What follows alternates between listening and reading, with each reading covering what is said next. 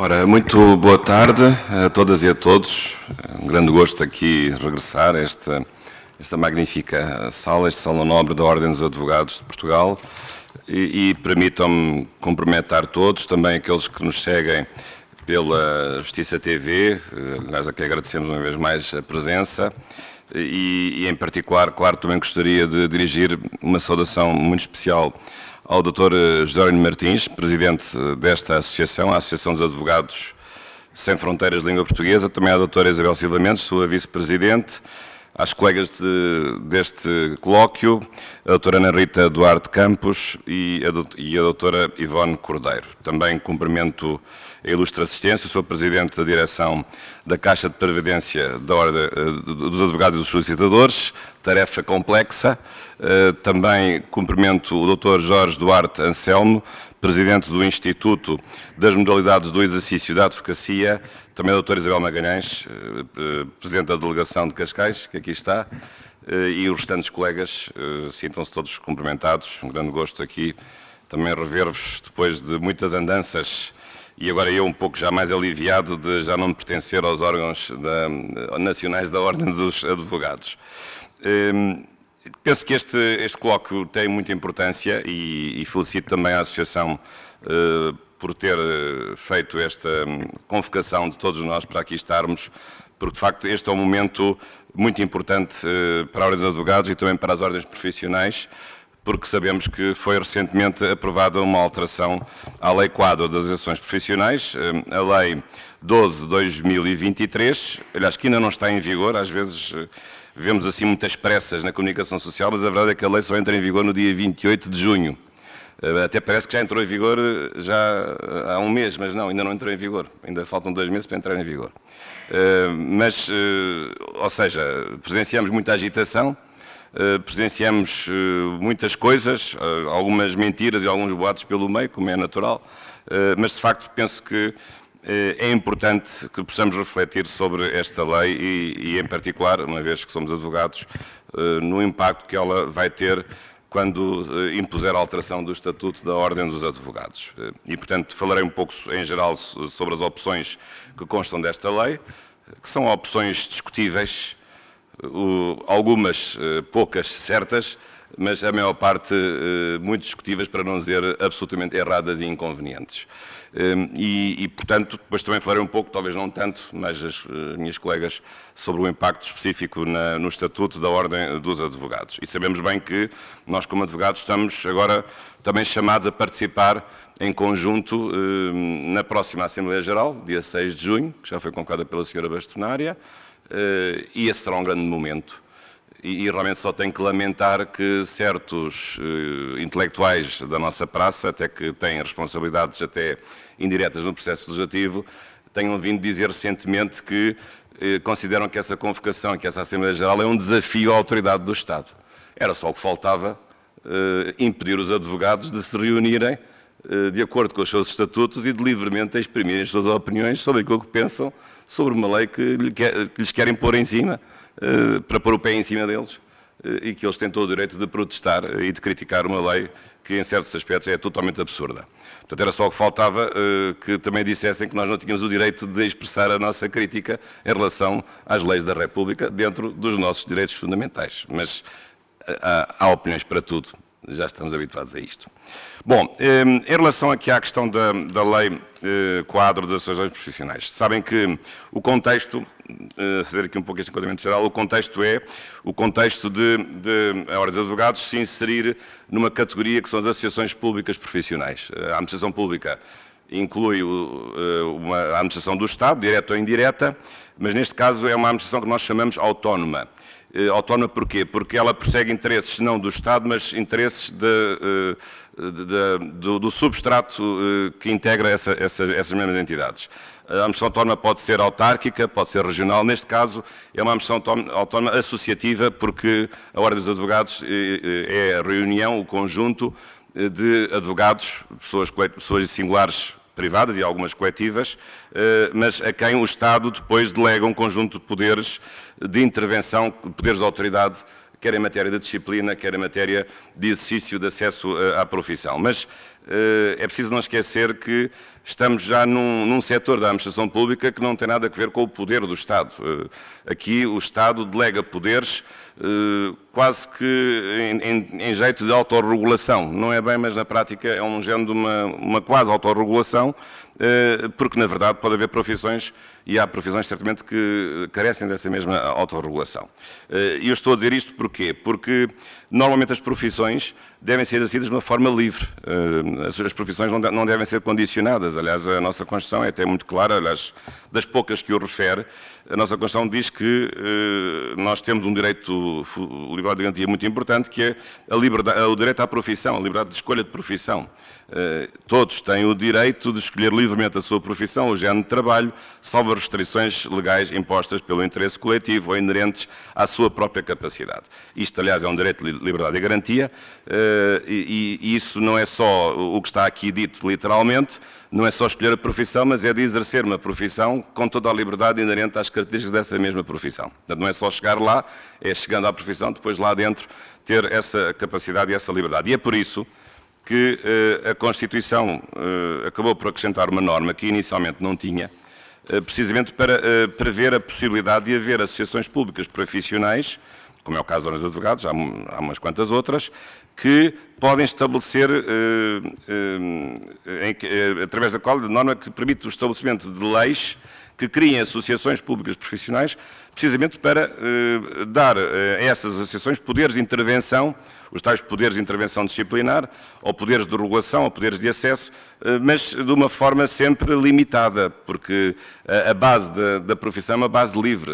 São ditas algumas profissões liberais, podem não ser profissões liberais no sentido estrito da palavra, mas aqui a Constituição também tem a consciência de que está a entrar num ramo verde, num terreno movediço em que deve prevalecer a liberdade individual. E, portanto, aqui os poderes que são acrescentados, podem ser acrescentados através da criação de associações públicas profissionais, são poderes que são vistos sempre num certo sentido de forma excepcional. Aliás, basta ler o que diz o artigo 267, número 4 da Constituição, para se perceber essa mesma conclusão. Diz que as associações públicas só podem ser constituídas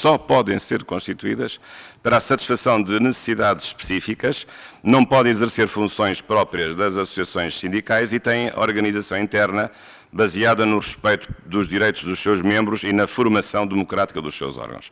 Portanto, esta cláusula diz que, no fundo, há uma certa limitação numa eventual liberdade de criação de associações em tudo quanto fosse uma profissão, não é verdade? Portanto, há uma restrição constitucional, não se pode criar uma associação profissional conforme o Estado queira, lhe apeteça, não.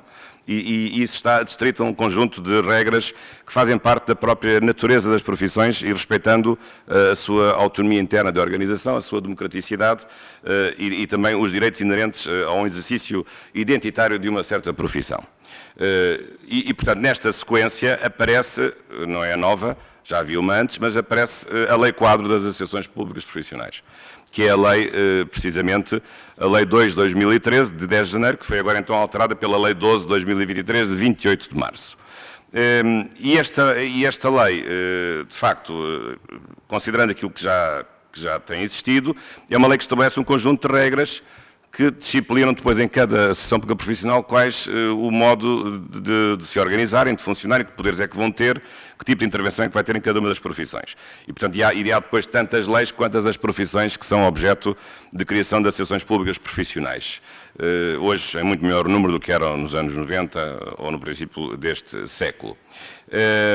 Mas qual é aqui o ponto que eu queria referir antes, propriamente, de falar de certas opções concretas desta lei?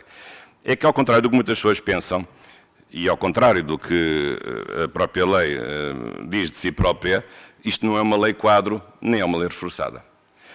E, portanto, haver a lei ou não haver a lei é exatamente igual para o destino futuro de cada uma das leis que, em concreto, criam ou modificam cada uma das associações públicas profissionais, porque quando chegar à altura de ser alterado o Estatuto dos Advogados, ou o Estatuto das outras profissões, os médicos, os arquitetos, engenheiros, o Parlamento terá tanta liberdade como teve agora para fazer esta Lei Quadro. E pode fazer exatamente o contrário do que está estabelecido nesta Lei Quadro. Claro que isso não é desejável, nem é plausível, pelo menos se for a mesma maioria que nessa altura fizer essas adequações, vamos ver se será. porque não seria, obviamente, coerente que a mesma maioria que toma decisões naquilo que diz que é a lei quadro, depois vá tomar decisões diferentes, casuisticamente, conforme cada uma das... conforme chegar o momento de alterar cada um dos estatutos de cada uma das profissões em causa, de cada uma das associações profissionais em causa. Mas isto é só também para desmistificar alguma ideia que circula de que depois, a partir de agora, o futuro de todas as ordens profissionais fica sempre condicionado por aquilo que está nesta lei quadro, o que é completamente falso. Porque, do ponto de vista constitucional, não há aquilo que nós chamamos de valor reforçado desta lei em relação às leis futuras. São leis com o mesmo nível hierárquico, são leis comuns, nem sequer são leis orgânicas, e, no momento próprio, pode o legislador, este ou qualquer outro, dizer coisa diferente daquilo que está aqui dito no âmbito da lei quadro, que pretende realmente estabelecer regras comuns a todas as ordens profissionais. Aliás, a própria lei estabelece aqui um mandato para o legislador proceder a essa adequação no prazo de 120 dias.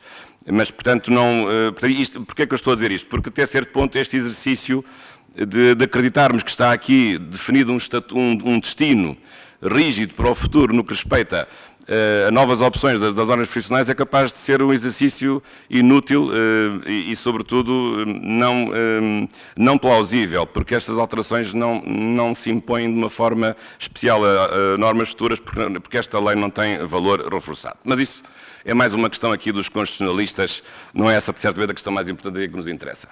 E então, o que é que nos interessa? Interessa-nos que esta lei aparece num contexto que é aparentemente doce e suave, mas se nós formos ver, não tem nada nem de suavidade, nem de doçura. Então, qual é o contexto doce e suave?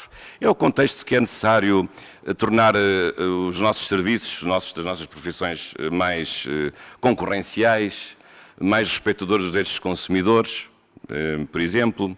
É o contexto de que as associações públicas profissionais são muito corporativas, fecham-se sobre si próprias, não querem que mais ninguém entre, só arranjam entraves aos novos que queiram entrar, os novos profissionais, portanto, cada profissão fecha-se sobre si própria porque não quer mais praticantes da mesma profissão. Portanto, o tal corporativismo, não no sentido do Estado Novo, mas no outro sentido, já agora. Ou então, uma coisa ainda mais extraordinária, que é esta: é preciso fazer isto e depressa, porque senão Portugal não recebe o dinheiro do PRR, o que é uma coisa extraordinária. Portanto, a União Europeia só dá o dinheirinho se os Estados-membros se portarem bem e fizerem aquilo que a União Europeia quer, porque senão o dinheirinho não vem. Isto não é dito assim, com esta crueza, naturalmente, mas é dito de uma forma mais subtil.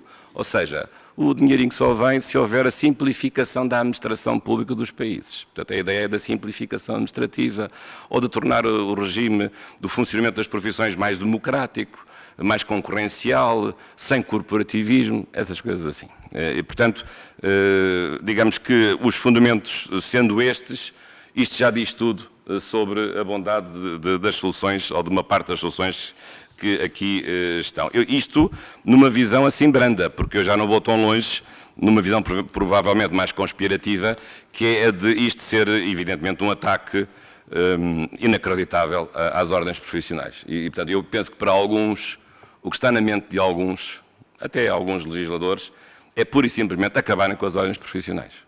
Pura e simplesmente. E, portanto, cada um governa-se sozinho e o profissional liberal ser tratado como o sapateiro ou como o merceeiro, com o devido respeito para essas profissões, sem qualquer enquadramento legal no que respeita aos requisitos de certa profissão, ou sem qualquer cuidado no que respeita aos rigores que se impõem do ponto de vista da sua atuação disciplinar, porque sendo profissional liberal, evidentemente que tem mais poder sobre os seus, sobre aquilo que faz e as infrações disciplinares são de muito maior gravidade.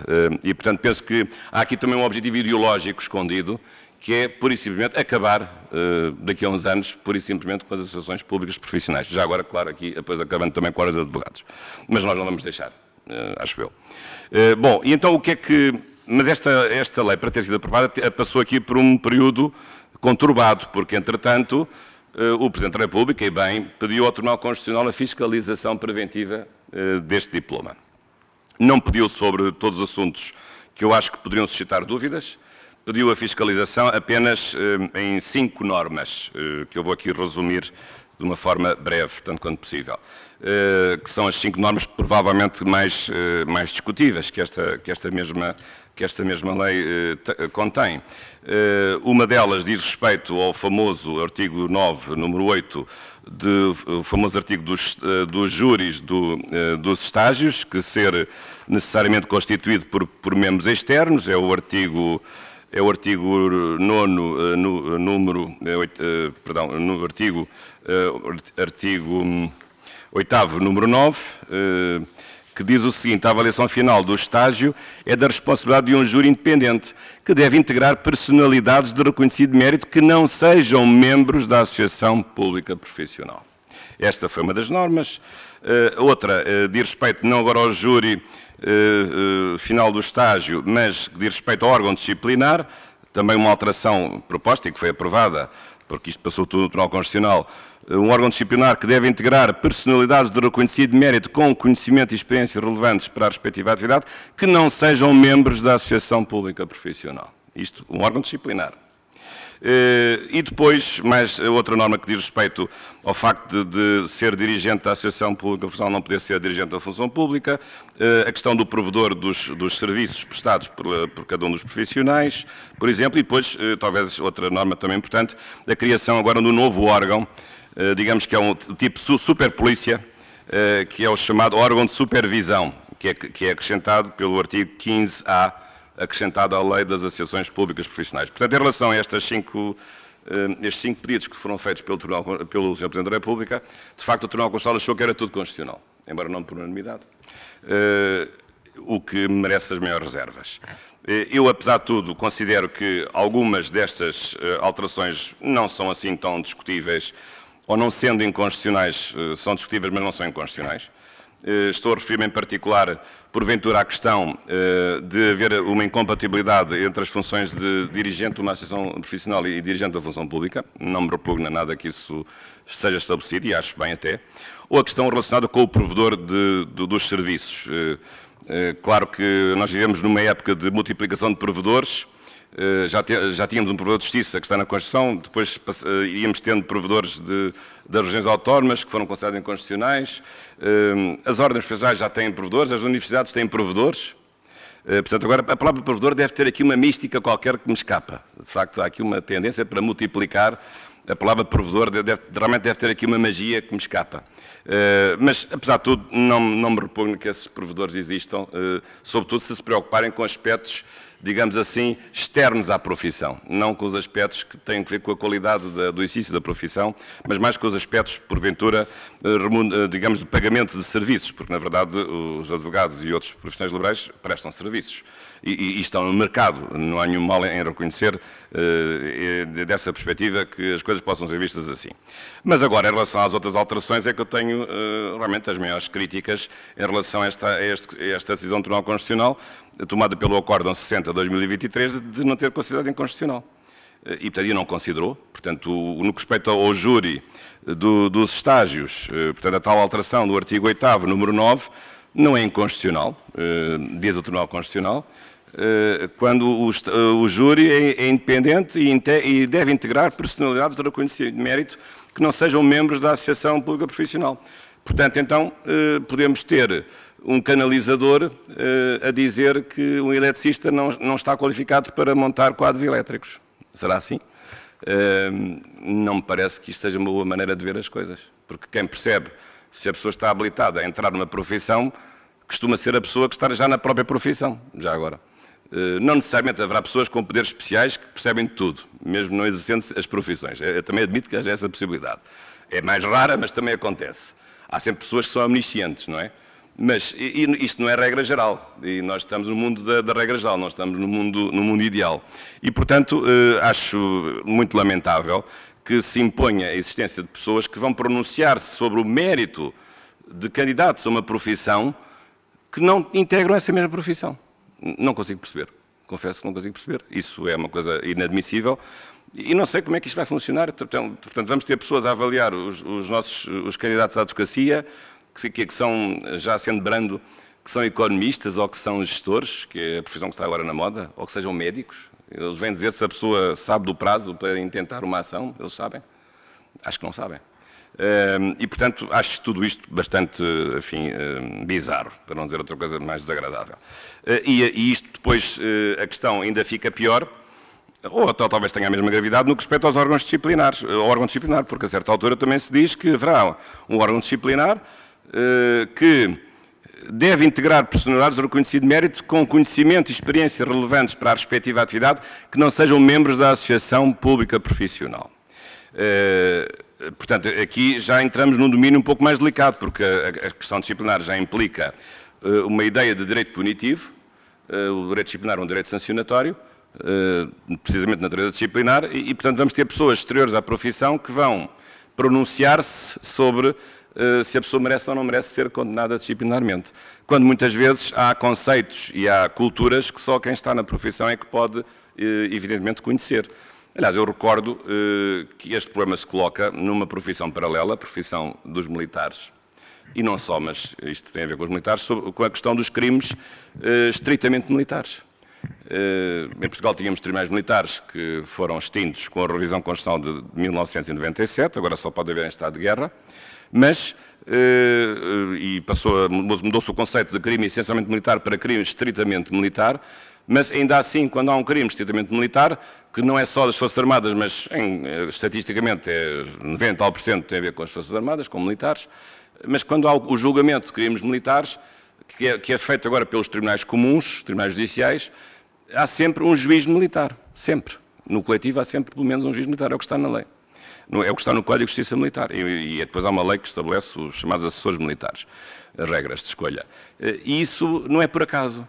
Isso existe, claro que aqui não é direito penal, é direito disciplinar, mas isso existe porque se percebeu que no caso dos crimes cometidos e crimes que sejam estritamente militares, se percebeu que pode haver conceitos e culturas que só quem está dentro da profissão, neste caso da profissão de militar, é que pode perceber integralmente e pode dar conta disso aos colegas que estão no seu âmbito e, portanto, este tipo de decisão de fazer incluir num órgão disciplinar personalidades de reconhecido mérito, não sei quem vão ser, e com experiência relevante para a respectiva atividade, também não sabem como, mas são pessoas que me suscitam as maiores dúvidas porque vêm aguar precisamente a presença intensa que deve existir das pessoas que pertencem a uma profissão e que sabem e têm a cultura daquilo que é violar os valores da própria profissão, que muitas vezes são valores que não são, do ponto de vista legal, estritamente determinados.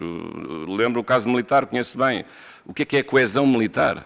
Por exemplo, o conceito de coesão militar, o que é o conceito de disciplina militar, de honra militar, de respeito pela pátria, são coisas às vezes um pouco difusas, mas só quem está dentro da instituição militar é que pode conhecer. E, portanto, é por isso que nesses casos, estou a referir-me aqui a um exemplo paralelo, há juízes militares. E, portanto, vejo com as maiores reservas que se possa introduzir pessoas de perfis espúrios num órgão, ainda por cima disciplinar, que vai determinar se a pessoa exerce bem ou mal a profissão, no limite pode até impedir a pessoa de exercer uma profissão, alguém que não tem nada a ver com essa profissão e que pode cometer um erro jurídico enorme de estar a julgar mal uma pessoa porque não conhece os meandros e os conceitos e a cultura dessa mesma profissão. Portanto, também julgo que isto suscita as maiores reservas. Claro que esta é a principal medida contra o tal cooperativismo, de se achar que os órgãos disciplinares estão sempre a absolver os seus próprios membros dessa associação. Isso não é verdade, porque quem parte desse pressuposto tem um pré-conceito ou tem um pré-juízo absolutamente errado, porque basta ver as estatísticas das pessoas que são condenadas em direito disciplinar. Portanto, não estou a perceber que essa medida seja necessária para impor uma coisa que não existe, porque já existem condenações disciplinares no âmbito de ordens de advogados e noutras ordens profissionais. Admito que as coisas possam funcionar melhor, com certeza, talvez com maior celeridade, admito isso. Nunca pertenci a um órgão disciplinar, não tenho conhecimento próprio da matéria, mas julgo que a solução não será certamente esta de resolver este problema. Depois, talvez o caso mais grave seja então o aparecimento deste tal de superpolícia, órgão que é no fundo um superpolícia, que é completamente imposto de fora e de cima, acrescentado no artigo 15, artigo 15A, como artigo 15A, que é um órgão de supervisão. Eu, por menos, quando li este artigo, eu pensei que se não estava a lidar com a legislação bancária. A supervisão faz lembrar a legislação financeira bancária, não é? Mas isto não é direito bancário. Isto é direito das ordens profissionais. Então, o que é o órgão de supervisão? é um órgão que é independente no exercício das suas funções, zela pela legalidade da atividade exercida pelos órgãos da associação e exerce poderes de controle, nomeadamente a matéria de regulação do exercício da profissão. E depois há uma série de competências específicas, esta é a cláusula geral de competência que tem, depois há competências específicas que chegam a um pormenor, a meu ver, inaudito. E o problema deste órgão não é só o problema das suas competências, mas é sobretudo o problema da sua composição. Porque depois, neste artigo 15A que foi acrescentado, claro que a maioria de pessoas externas à Associação Pública Profissional. Porque tem 40% de representantes da profissão, mas depois tem 60% de pessoas de fora. Embora em dois perfis, digamos, há três círculos, digamos assim. Há o círculo interno da profissão, há um círculo exterior, mas tem alguma ligação à profissão, e depois há um círculo externo completamente exterior, um terceiro círculo, digamos assim. E então, como? 40% são pessoas da casa, de cada casa, digamos assim, 40% são pessoas oriundas dos estabelecimentos de ensino superior que habilitem academicamente o acesso à profissão organizada em Associação Pública Profissional, não inscritos na Associação Pública Profissional, e depois 20% de cooptados pelos membros referidos nas linhas anteriores, por maioria absoluta, que sejam personalidades de reconhecido mérito com conhecimentos e experiências relevantes para a atividade da Associação Profissional, não inscritos na Associação Profissional. Eu, esta parte, no que respeita aos estabelecimentos de ensino superior, como também sou professor, eu só tenho a agradecer. Mas não me parece que isto possa ser visto desta forma. Porque, para já, pode haver profissões em relação às quais possa haver vários tipos de formação superior que lhes permita aceder. E já começa aqui já uma guerra de saber quais são as instituições de ensino superior que devem indicar pessoas, ou de onde podem nascer pessoas, para entregar este grupo de, digamos, do segundo círculo de pessoas, os segundos 40% que estão aqui indicados. E depois há aqui outro problema mais complicado, mais de fundo, é que, nesse aspecto esta lei tem cenas contraditórias, mas tem esta visão errada, que é a visão segundo a qual a profissão é a continuação de um grau de licenciado que a pessoa antes obteve. Mas estão completamente enganados, porque ser advogado não é ser licenciado em Direito. Eu sei que há pessoas a quem nós perguntamos, então, qual é a profissão, qual é o curso que vais tirar? Eu vou tirar o curso de advogado.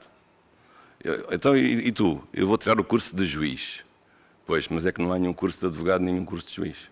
É o curso de Direito, que é muito bonito, com certeza, mas não é nenhum curso nem de advocacia, nenhum curso de magistratura, ou seja judicial, seja do Ministério Público, ou outra profissão qualquer.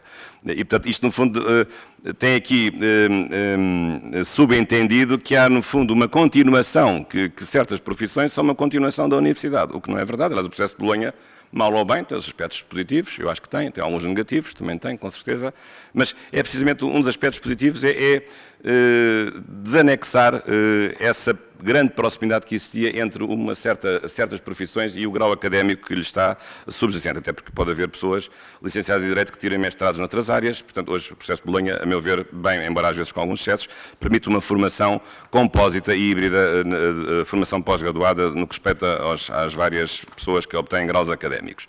E, portanto, isto tem este problema de fundo de provocar esta dúvida sobre essas... Depois, em relação aos 20% dos cooptados, isto faz lembrar um pouco aquilo que já acontece, sabem que também tenho a minha vida académica, que acontece, por exemplo, com as universidades, em que há sempre um Conselho Geral, que é o órgão mais importante, porque mudou os estatutos e até elege os reitores e coisas assim, que tem sempre tem personalidades externas e até o seu presidente tem que ser uma pessoa de fora. A minha experiência nessa matéria, no que respeita à independência dessas pessoas, não estou a falar de ninguém em particular, e respeito a essas pessoas, é profundamente decepcionante, porque essas pessoas são as pessoas menos independentes que há. Porque elas são indicadas pelas pessoas de dentro e vão para lá com o rótulo de serem pessoas independentes e são as pessoas mais dependentes que há porque fazem aquilo que os outros mandam para fazer. Os outros, os que lá estão dentro. A começar pelos reitores, claro. E, portanto, são, no fundo, os paus-mandados. Portanto, sob a aparência de serem pessoas independentes e às vezes até são presidentes de horas, nem sabem dirigir uma reunião, já assisti a várias cenas dessas, coitados, nem sabem presidir uma reunião num Conselho Geral. E fazem tristes figuras. E estas pessoas que supostamente são independentes são as mais perigosas que há, porque essas pessoas não são nada independentes. E, portanto, eu não tenho qualquer confiança, haverá exceções, com certeza, não quero cometer nenhuma injustiça contra ninguém, também não estou a falar de ninguém em particular, embora me lembre de alguns casos tristes, mas, de facto, isto não me dá nenhuma segurança, até porque este órgão, o órgão de supervisão, ao contrário, é outro erro aqui metodológico desta lei, é que este órgão de supervisão não é um órgão estratégico. Num Conselho Geral de uma universidade ainda aceitaria esta solução, porque é um órgão que está aberto para dizer à universidade que ela está aberta ao mundo, às empresas, embora agora também se exagere um pouco, às vezes há universidades que já parecem mais empresas privadas do que universidades, mas está aberto ao mundo, às relações internacionais, à cultura, numa lógica mais de estratégia, de inserção com o mundo que as rodeia. Mas acham que o órgão de supervisão para as ordens profissionais é para nos fazer inserir no mundo que nos rodeia? Não, é para nos controlar. Isto não tem nada de estratégico. Isto tem um caráter policial, que é uma coisa diferente. Uma coisa é estratégia, outra coisa é policiamento da atividade que é feita pelos outros órgãos das ordens profissionais. Porque, reparem, porque depois este órgão vai pronunciar sobre aquilo que os outros órgãos fazem, incluindo os órgãos disciplinares, já agora. E, portanto, isto é muito preocupante que agora possamos ter dentro das nossas ordens profissionais um órgão que, sob a aparência de ser independente e estratégico, é um órgão de policiamento dos órgãos que são verdadeiramente representativos das ordens profissionais. Portanto, tenho as maiores reservas em relação a esta opção que aqui está e ficam as minhas dúvidas, mas as minhas dúvidas, estas sim, não acabam aqui, porque há outras coisas que este diploma também trouxe que me suscitam outras críticas.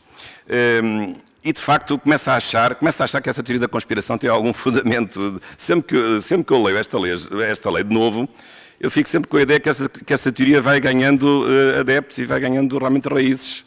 Pode ser que esteja a ver isto mal.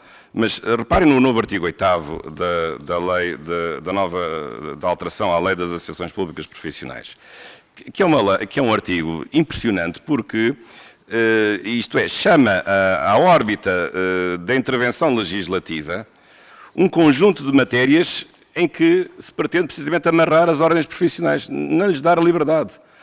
Vocês têm que pôr nos vossos estatutos aquilo que nós, Estado legislador, queremos.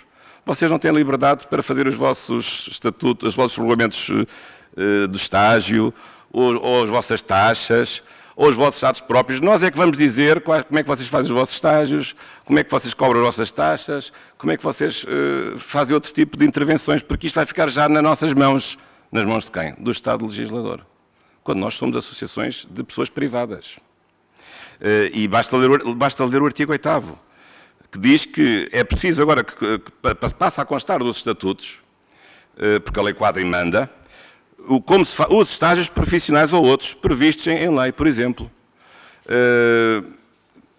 Os atos próprios das profissões. O número, a linha D, o número de períodos de formação por ano, nos casos em que esteja prevista a realização da mesma no âmbito do estágio profissional no exame. Portanto, chega ao pormenor de desobrigar, agora com a adequação dos estatutos, a cada ordem profissional, de incluir no seu próprio estatuto regras quanto ao estágio e noutros aspectos, precisamente retirando-nos a autonomia regulamentar, normativa regulamentar, que era delegada precisamente dentro das ordens profissionais. E, portanto, isto mostra bem que há aqui, digamos, uma chamada de assuntos para o âmbito da reserva de lei, precisamente para nos subtrair a matéria que era própria no âmbito da nossa autonomia administrativa regulamentar, que era isso que tem que ser respeitado e não está a ser respeitado. Depois há outra coisa também extraordinária, aqui vou-me prevalecer um pouco mais das minhas perspectivas de constitucionalista, mas que realmente faz-me rir, também temos que nos divertir um pouco com isto, mas é uma norma curiosa que aqui está também no artigo, já agora, também no artigo 8º, que é o artigo 8º, no artigo 23, no artigo 23, número 5, então tem aqui uma norma sobre os referendos da Ordem dos Advogados. Não sei se o legislador parlamentar ficou traumatizado com o nosso referendo, espero que não, mas foi um referendo muito importante. Cada um votou como votou e foi um momento muito importante, aliás, da democracia interna. Sei que havia opiniões diferentes sobre isso, o assunto foi tratado, foi convocado, foi amplamente participado, mas agora aparece aqui uma norma sobre como é que o referendo vale nas ordens profissionais. O referendo. Então, o que é que diz esta norma? Portanto, este artigo 23, portanto, como disse, artigo 23, se não estou aqui a baralhar as folhas, artigo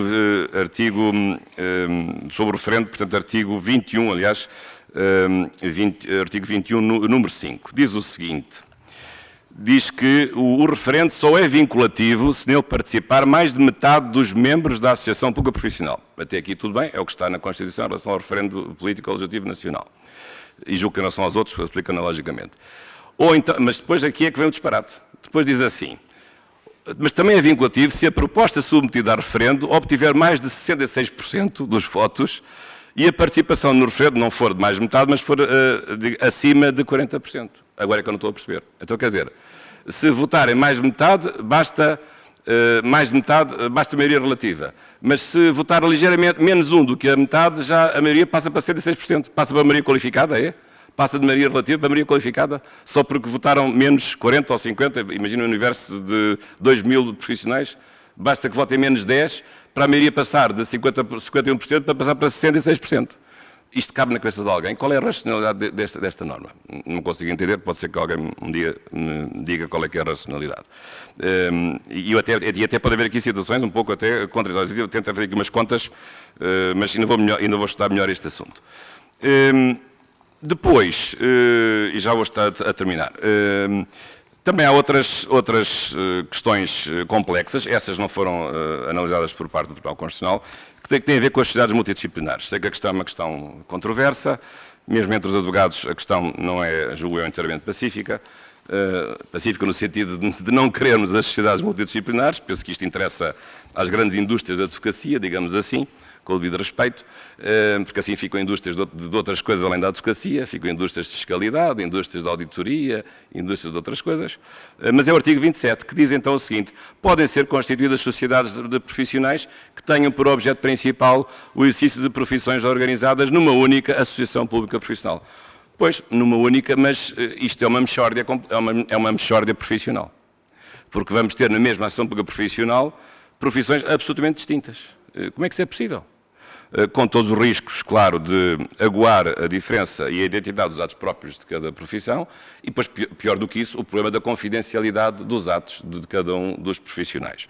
Porque não estamos a ver que um cliente que tenha de consultar ao mesmo tempo um fiscalista, um auditor e um advogado, possa haver algum segredo entre eles. Como é que se pode ver o segredo? Agora até aqui só fala o advogado. Agora o advogado sai da sala, vai entrar o fiscalista. Agora o fiscalista acabou, agora vai entrar o auditor, porque este assunto é assunto tratado aqui por vários profissionais diferentes. Cada um tem o seu segredo profissional. Acham que isto é viável? Eu acho que isto não é viável. Eu sei que na prática isto já funciona. As grandes sociedades de advogados, contra as quais nada me move e respeito, e são grandes sociedades de advogados e com pessoas excelentes, mas eu sei que algumas já têm apoios de outros profissionais, com certeza, isto faz parte disso, está no âmbito da nossa liberdade, da liberdade de cada a sociedade, de cada organização, mas juntar isto, digamos, organicamente numa única instituição, numa única associação pública profissional, é altamente perverso, a meu ver, do ponto de vista da identidade dos atos que venham a ser praticados precisamente por cada uma das profissões. Para terminar, já falei um pouco sobre o órgão de supervisão, portanto, já quando critiquei a decisão do Tribunal Constitucional, portanto, mais ou menos aquilo que eu vos disse, é assim a crítica maior, mas para terminar, ainda aqui um último artigo, aliás, o artigo 5º, que é o último desta lei que altera a Lei Quadro, tem aqui uma norma que passa despercebida, mas é uma norma extraordinária, perigosíssima, que é o artigo 5º, número 7, que eu vou ler. No prazo de 120 dias, após a entrada em vigor da presente lei, o Governo revê a lista de profissões reguladas no sentido de diminuir a mesma, ouvida a autoridade da concorrência. Ou seja, o legislador já tomou uma decisão, há profissões a mais, reguladas a mais. Já sabe que há. Eu, olha, para cá não sabia, fica a saber. Ele sabe que há, mas não diz quais são. Portanto, mas já está assumida a decisão de que há um número excessivo de profissões reguladas. Mas não demonstrou isso. Não sei quais são os estudos. E, portanto, já está dada a sentença de morte em algumas dessas profissões. Algumas têm que ser abatidas. Porquê? Porque diz que tem que diminuir a lista, é porque algumas profissões vão ser abatidas, não é? Nem que seja uma. Basta uma para haver uma diminuição da lista. Mas o legislador já, por acaso, teve a ocasião de se debruçar sobre cada uma dessas profissões para saber se elas devem ser abatidas? Mas já fez essa análise casuística uma a uma? Quer dizer, a legislação já dá por adquirido que há profissões a mais. Mas como se não indica essas profissões? Agora imaginem que o Governo vai analisar a lista e chega à conclusão, olha, realmente não é para diminuir nada porque até deve haver mais profissões regulamentadas. O legislador enganou-se. E depois diz assim, o Governo revê, mas o Governo revê como? rever por despacho do Ministro do Trabalho, ou do Ministro do Trabalho, ou da Ministra da Justiça, mas rever como? Rever por decreto-lei? Rever por regulamento? Rever como? Rever, qual é o poder que é dado ao Governo de regulamentar ou desregulamentar ou de fazer a tal lista das profissões regulamentadas? Aqui nada se diz sobre isso. Bom, para terminar, que, como imagina, falei um pouco dos advogados, mas não assim em grande pormenor, mas penso que, de facto, esta lei suscita umas maiores reservas, ainda que tenha um outro aspecto que eu julgo que seja aceitável, mas é uma lei perniciosa em muitas das suas soluções, porque vai realmente pôr em causa a identidade da nossa profissão. Agora vamos ver o que é que vai acontecer. Um dos riscos, desde logo, é fazerem uma alteração estatutária no Estatuto da nossa Ordem, como noutras profissões, por exemplo, fazendo cessar antecipadamente todos os mandatos. Espero que não. No nosso caso, cada um foi eleito como foi e temos que respeitar a soberania dos advogados e, no nosso caso, temos até órgãos que estão a iniciar o seu mandato. O que vamos fazer agora eleições, daqui a 3 ou 4 meses? Não me parece que seja possível. Portanto, quero ver se a Sra. Dragão tem o descaramento de fazer cessar o mandato dos órgãos recém-eleitos, dos órgãos de advogados, por causa lá da criação do tal novo órgão, do órgão de supervisão, para dizer que fica tudo mais ou menos acertado e tem que ser tudo outra vez contado a partir do zero e, portanto, vamos fazer cessar antecipadamente os mandatos que ainda estão por esgotar, que ainda faltam 2 anos e meio, ou até mais do que isso. Portanto, este é um primeiro problema e espero bem que, da nossa parte, e penso que a Sra. Bastonária está atenta a isso, que lutará para que isso, de facto, não venha a acontecer. Depois há outro risco aqui, que é, sob pretexto de incluir em cada um dos estatutos, e neste caso, ordens de advogados, os atos próprios, nós temos uma lei dos atos próprios de advogados, de facto, antiga, temos, mas a pretexto de incluir essa lista, vai-se incluir, mas é como para outra norma, é uma lista diminuída dos atos próprios. Portanto, vamos pôr lá uma lista, mas que tenha o menos possível atos próprios da advocacia, que é para precisamente aguar, deixar de reconhecer a nossa identidade e a nossa especificidade e a nossa exclusividade no que respeita à prática desses mesmos atos. Portanto, esse é outro aspecto também importante. Também outro aspecto é saber como é que vai ser organizado este tal órgão de supervisão, o superpolícia, que vai vigiar todos os outros órgãos próprios da Ordem dos Advogados. Portanto, mas agora no meio disto tudo, o que eu acho que era importante, isso também fica aqui este meu desejo e também este apelo a todos os colegas. Agora, em concreto, em relação à ordem, nós fizemos recentemente uma Assembleia Geral, penso que há um ano e tal, em que aprovámos um conjunto de ideias sobre a alteração dos estatutos. Umas coisas foram aprovadas, outras não foram aprovadas. Acho que nós temos que partir para essa luta, digamos assim, não é revolucionária, mas tendo ciente das alterações que foram aprovadas, podemos de novo voltar a rever essas posições. Há pessoas que podem ter mudado de opinião, quer num sentido, quer no outro. Portanto, a próxima Assembleia Geral deve ser feita com trabalho de casa, que é primeiro saber o que é que foi aqui aprovado e recuperar todas essas propostas, porque essas propostas, se vai haver uma alteração dos estatutos, não vai ser só por causa do que diz agora a alteração à lei, mas devemos aproveitar a ocasião para incluir outras coisas que têm que ser mudadas no Estatuto dos Advogados. Há tanta coisa a mudar. E a minha experiência como Presidente do Conselho Fiscal, tenho já 3 ou 4 ideias para incluir. Espero que tenha a ocasião de as dizer. Sobretudo no que respeita à questão da distribuição das receitas entre os vários organismos dos advogados, é necessariamente rever o regime que está, que é completamente absurdo e irracional.